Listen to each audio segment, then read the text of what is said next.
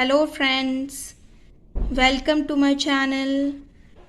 तो आज हम करने वाले हैं कक्षा 5वीं की हिंदी पाठ्यपुस्तक गुंजन के पाठ 3 वाद्य यंत्रों की अनोखी दुनिया के प्रश्न उत्तर और व्याकरण, जिसमें सबसे पहले आते हैं मौखिक प्रश्न।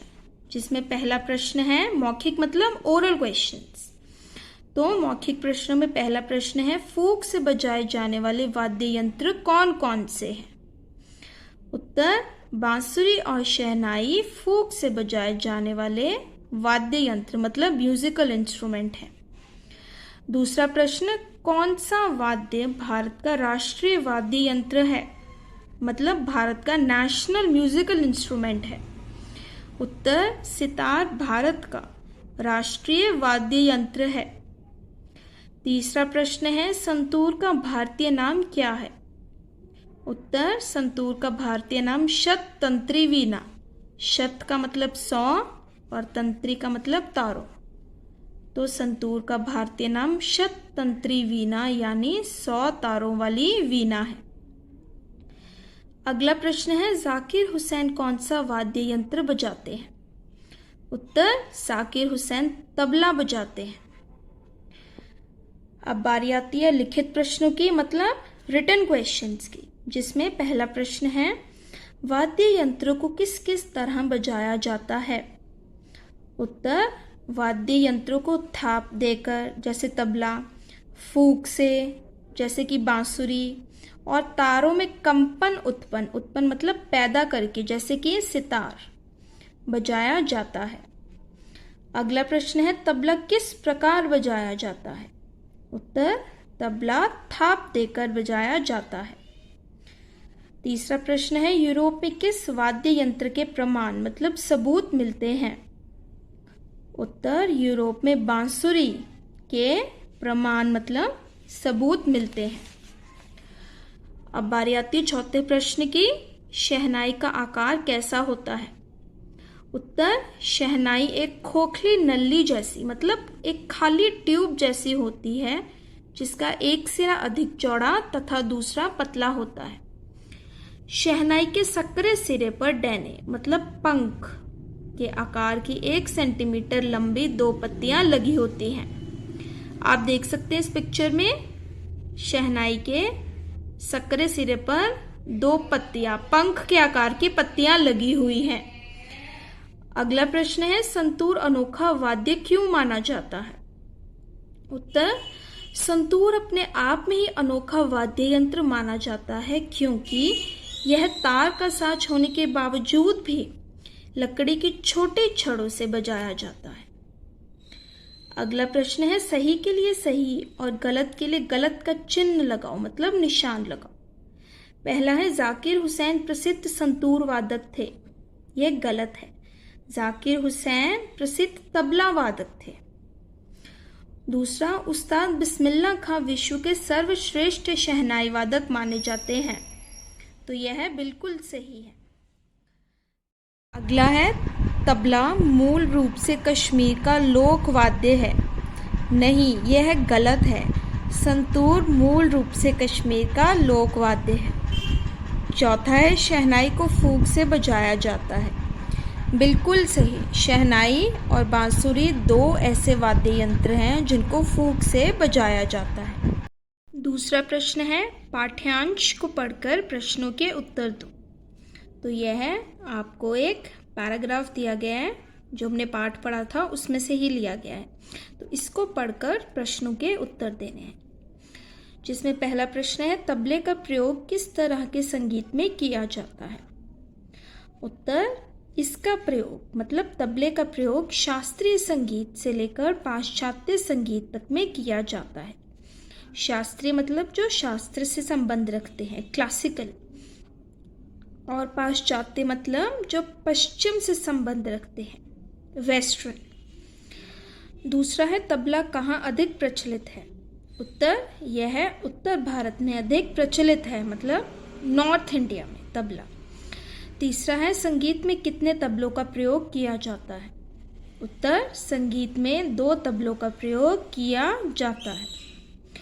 चौथा है दो विशेषण शब्द चुनकर लिखो। विशेषण मतलब जो विशेषता को बताते हैं। तो दो विशेषण शब्द हम कह सकते हैं, एक तो है अनोखी दुनिया। कैसी दुनिया? हम कहते हैं अनोखी दुनिया। ठीक है, हमारे पाठ का नाम ही है ना, वाद्य यंत्रों की अनोखी दुनिया। तो हम कह सकते हैं कि विशेषण कैसा है इसमें? दुनिया। अब ये दुनिया को बता रहा है, दुनिया कैसी है? अनोखी। तो एक तो है अनोखी दुनिया। दूसरा विशेषण है मधुर स्वर। कैसा स्वर? मधुर स्वर। तीसरा प्रश्न है सही उत्तर पर सही का निशान लगाओ और वाक्य पूरे करो। पहला, पंडित रविशंकर और उस्ताद लियाकत खां डैश वादक है। तो वह क्या बजाते थे? कौन सा वाद्य यंत्र? सितार। तो पंडित रविशंकर और उस्ताद लियाकत खां सितार वादक है। दूसरा है डैश को लकड़ी के छोटे छड़ों से बजाया जाता है। तो संतूर। संतूर ऐसा वाद्य यंत्र है जिसको लकड़ी की छोटी छड़ों से बजाया जाता है। तीसरा है बड़े आकार के तबले को डैश कहा जाता है। तो बड़े आकार के तबले को बाया कहा जाता है। अब बारी आती है मूल्य पर प्रश्न की, जिसका प्रश्न है संगीत हम में किन किन गुणों का विकास करता है। तो संगीत हम में अनुशासन का विकास करता है, यह हमें अनुशासन में रहना सिखाता है। साथ ही संगीत हमें कला से प्रेम करना भी सिखाता है। अब है भाषा ज्ञान, जिसमें पहला प्रश्न है विपरीतार्थक शब्द लिखो, मतलब उल्टे शब्द। जैसे अधिक का उल्टा है कम, दाया बाया, पतला मोटा, अंतिम। अंतिम मतलब आखिरी। तो अंतिम का विपरीत शब्द है प्रथम, पहला। ज्ञात अज्ञात, बड़ा छोटा, जीत हार, प्रशंसनीय निंदनीय, नजदीक दूर, एक अनेक। अब दूसरा प्रश्न है पढ़ो समझो और लिखो। जैसे द को हलंत प्लस य, तो ये क्या बन गया? द। शब्द बनेंगे वाद्य, विद्या, विद्यमान। वैसे ही च को हलंत प्लस छ, तो क्या बनेंगे शब्द? स्वच्छ, स्वच्छंद, स्वेच्छा। अगला है द को हलंत प्लस ध, तो क्या बनेंगे शब्द? सिद्ध, सिद्धि, सिद्धांत। अगला है स को हलंत प्लस त, तो शब्द बनेंगे अस्त, आस्तीन, आश्वस्त। और अगला है स को हलंत प्लस थ, तो क्या बनेंगे शब्द? स्थान, स्थगित, स्थायी। तीसरा प्रश्न है पाठ में से व्यक्तिवाचक, जातिवाचक और भाववाचक संज्ञा के दो दो शब्द छांट कर लिखो। तो व्यक्तिवाचक संज्ञा वह होती है जो किसी भी विशेष व्यक्ति, स्थान या वस्तु के नाम का बोध कराती है, पर्टिकुलर नेम। तो व्यक्तिवाचक संज्ञा है जाकिर हुसैन, पंडित रविशंकर। ऐसे आप और भी पाठ में से व्यक्तिवाचक संज्ञा छांट कर लिख सकते हैं।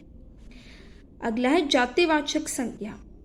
जातिवाचक संज्ञा जो शब्द किसी व्यक्ति, किसी वस्तु या स्थान की संपूर्ण जाति, मतलब पूरी जाति का बोध कराते हैं, जैसे वाद्य यंत्र और देश।